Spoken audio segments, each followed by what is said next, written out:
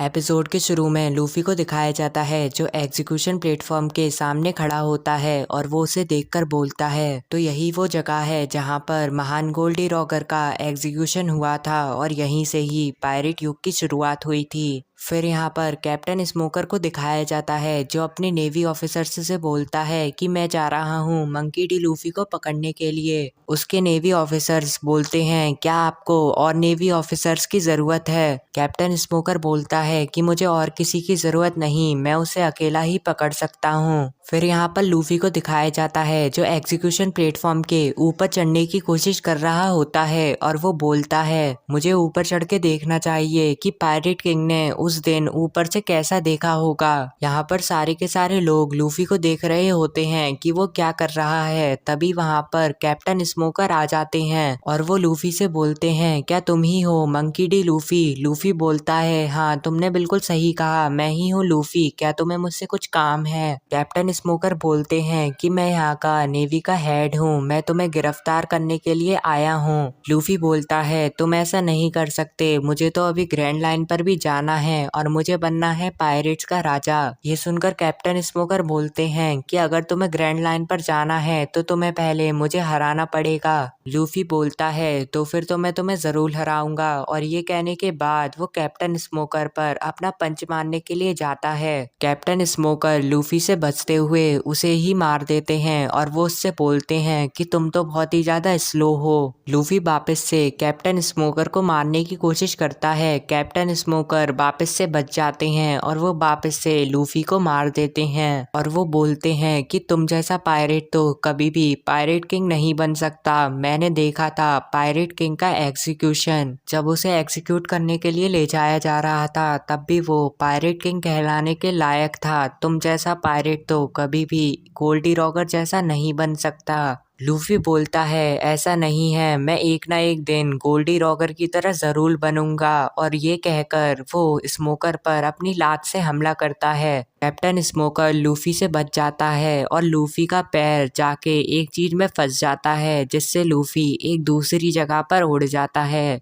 फिर यहाँ पर गोल्डी रॉगर बार का दिखाया जाता है जहाँ पर कैप्टन बुगी और उसके साथी होते हैं। तभी वहाँ पर एक लेडी आती है और वो कैप्टन बुगी से पूछती है कि तुम यहाँ पर क्या कर रहे हो? बुगी बोलता है कि मैं यहाँ पर कार्ड्स खेल रहा हूँ, जिस भी इंसान का कार्ड यहाँ पर आएगा वो इंसान मारा जाएगा। और ये कहने के बाद बुगी अपना कार्ड रखता है और उसमें बुगी का ही चेहरा होता है। ये देखकर वो लेडी बोलती है कि इसमें तो तुम्हारा ही चेहरा है। तभी कैप्टन बुगी के साथी बुगी से बोलते हैं कि बॉस हमने अभी लूफी को उड़ता हुआ देखा है। फिर यहाँ पर लूफी को दिखाया जाता है जो उड़ते हुए एक पार्क में जाकर गिर जाता है। गिरने के बाद लूफी बोलता है कि मुझे तो बहुत देर नींद आ रही है और ये कहने के बाद लूफी वहाँ पर सो जाता है। फिर यहाँ पर जोरो और ताशिगी को दिखाया जाता है। ताशिगी जोरो से बोलती है कि तुमने मेरा चश्मा तोड़ दिया, अब मैं तुम्हें ऐसे नहीं जाने दूंगी, तुम्हें इसके पैसे देने पड़ेंगे। जोरो बोलता है कि मेरे पास अभी पैसे नहीं हैं, जब मेरे पास पैसे आएंगे तब मैं तुम्हें उसे दे दूंगा। ताशिगी बोलती है कि मुझे तुम्हारा भरोसा नहीं कि तुम मेरे पैसे दोगे या फिर नहीं, इसलिए तुम्हें मेरे लिए काम करना पड़ेगा।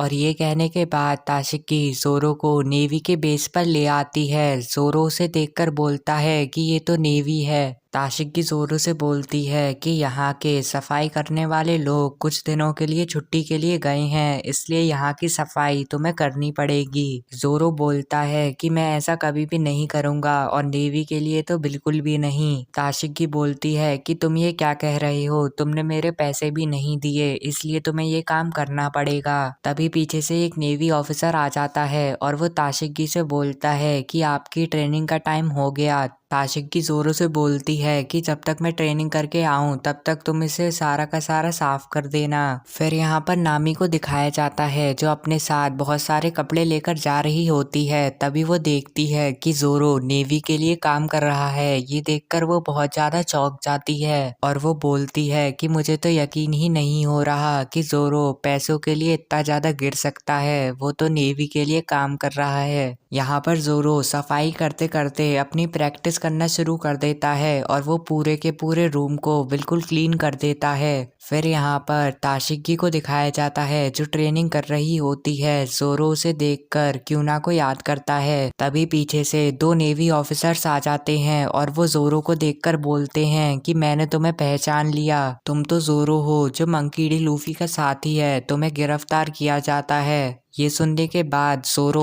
उन दोनों को अपने झाड़ुओं से मार देता है और वो वहां से निकल लेता है। ये सारी की सारी आवाज सुनकर ताशिकी और नेवी ऑफिसर्स वहां पर आ जाते हैं। ताशिकी उन दोनों नेवी ऑफिसर्स से पूछती है कि तुम्हारे साथ ये किसने किया, पर वो नेवी ऑफिसर्स कुछ भी नहीं बोलते।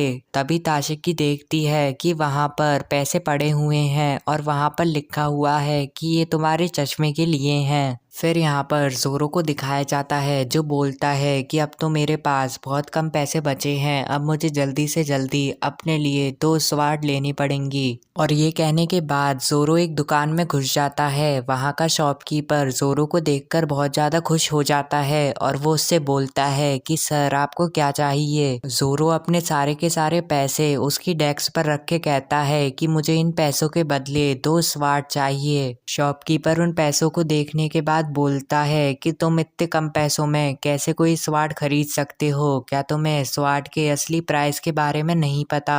तभी उस शॉपकीपर की नज़र ज़ोरो की तलवार की तरफ जाती है और वो उसे देखकर बोलता है कि तुम्हारे पास ये तलवार कैसे आई, क्या तुम इसे मुझे दिखा सकते हो। ज़ोरो उस तलवार को उस शॉपकीपर को दिखाता है। वो शॉपकीपर उस तलवार को देखकर बोलता है तुम्हें ये कहाँ से मिली, ये तो बहुत ज़्यादा अच्छी तलवार है। शॉपकीपर अपने मन में सोचता है कि शायद इसे तलवार के रेट के बारे में नहीं पता, मैं इसे उल्लू बनाकर ये अच्छी वाली तलवार ले लेता हूँ। और वो ज़ोरो से बोलता है क्या तुम मुझे ये तलवार दे सकते हो, मैं इसके बदले तुम्हें 3 तलवार दे दूंगा और मैं तुम्हें पैसे भी दूंगा। ज़ोरो इसके लिए मना कर देता है। तभी उस दुकान पर ताशिकी आ जाती है और वो उस शॉपकीपर से बोलती है कि मुझे अपनी तलवार को ठीक करवाना है। तभी उसकी नज़र ज़ोरो के ऊपर जाती है और वो उससे बोलती है कि तुम तो वही हो। ज़ोरो उसे देखकर बोलता है कि ये तो वापस से मिल गई। ताशिकी ज़ोरो से बोलती है कि तुम्हें ये पैसे देने की कोई ज़रूरत नहीं थी, ये लो तुम्हारे पैसे। तभी ताशिकी की नज़र ज़ोरो की तलवार पर जाती है और वो उसे देखकर बोलती है कि ये तो बहुत ज़्यादा रेयर तलवार है। और वो अपनी बुक में से देखकर उस तलवार का प्राइस बताती है और वो कहती है कि ये तो कम से कम 10 बिलियन बैरीज की होगी। शॉपकीपर ज़ोरो से बोलता है कि वैसे इस लड़की ने बिल्कुल सही कहा, ये तलवार बहुत ज़्यादा रेयर है। चलो मैं तुम्हें एक ऑफर देता हूँ कि तुम 2 तलवार ले सकते हो,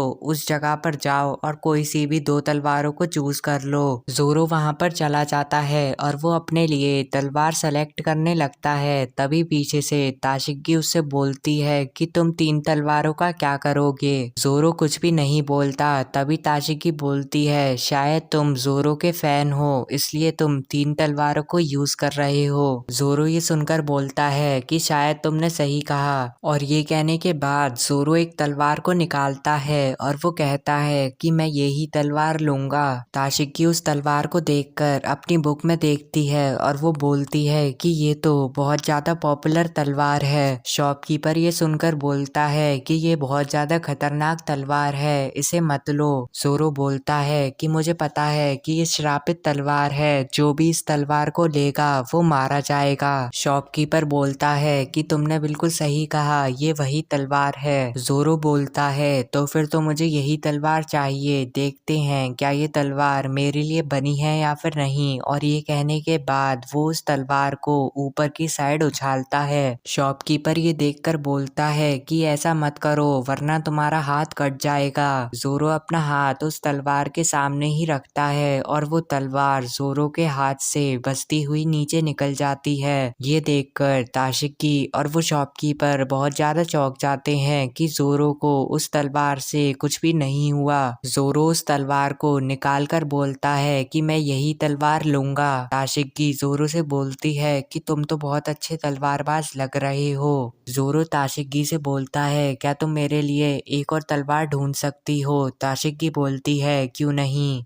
तभी वो शॉपकीपर जोरो से बोलता है कि 1 मिनट रुको, मेरे पास एक तलवार है। और वो ये कहने के बाद अंदर से एक तलवार निकाल के लाता है और वो बोलता है कि ये मेरी दुकान की सबसे ज्यादा अच्छी तलवार है। जोरो बोलता है कि मैं इसे नहीं ले सकता, मेरे पास इतने पैसे नहीं हैं कि मैं इसे ले सकूं। शॉपकीपर बोलता है कि तुम्हें इसके बदले पैसे देने की कोई जरूरत नहीं, तुम दोनों की दोनों तलवार फ्री में ले जा सकते हो। यहाँ पर जोरो उन तीनों तलवारों को लेकर वहां से चला जाता है। फिर यहाँ पर शॉप के अंदर का दिखाया जाता है, जहाँ पर शॉपकीपर की वाइफ शॉपकीपर से पूछती हैं कि तुमने उसे 2 तलवारें क्यों दे दी, वो भी बिल्कुल फ्री में। शॉपकीपर बोलता है क्योंकि मैंने इतने दिनों बाद एक अच्छे तलवारबाज को देखा, और वैसे भी तलवारें अपने मालिक को खुद ही चुनती हैं। यहाँ पर लूफी को दिखाया जाता है जो जगने के बाद बोलता है कि अब मुझे एग्जीक्यूशन प्लेटफॉर्म को ढूंढने के लिए जाना पड़ेगा। यहाँ पर कैप्टन बुगी को दिखाया जाता है जो अपने साथियों से बोलता है कि सब अलग अलग हो जाओ, तभी हम लूफी को जल्दी से जल्दी ढूंढ सकते हैं। यहाँ पर लूफी एग्जीक्यूशन प्लेटफॉर्म को ढूंढ रहा होता है और कैप्टन बुगी लूफी को ढूंढ रहा होता है, तभी वो दोनों एक दूसरे से टकरा जाते हैं। लूफी कैप्टन बुगी से पूछता है कि क्या तुम्हें पता है कि एग्जीक्यूशन प्लेटफॉर्म कहाँ पर है। बुगी बोलता है कि शायद वो वहाँ पर है। लूफी बोलता है तुम्हारा शुक्रिया, और वो ये कहने के बाद एग्जीक्यूशन प्लेटफॉर्म की तरफ निकल जाता है। बुगी उसे देखता है और वो बोलता है कि यही तो है मंकी डी लूफी। फिर यहाँ पर नेवी के बेस को दिखाया जाता है, जहाँ पर कैप्टन स्मोकर के पास बहुत सारे नेवी ऑफिसर्स आते हैं और वो कैप्टन स्मोकर को बताते हैं कि आज हमारे यहाँ पर जोरो ने हमला करा था, जो मंकी डी लूफी का साथी है। यहाँ पर लूफी को दिखाया जाता है जो एग्जीक्यूशन प्लेटफॉर्म की तरफ जा रहा होता है।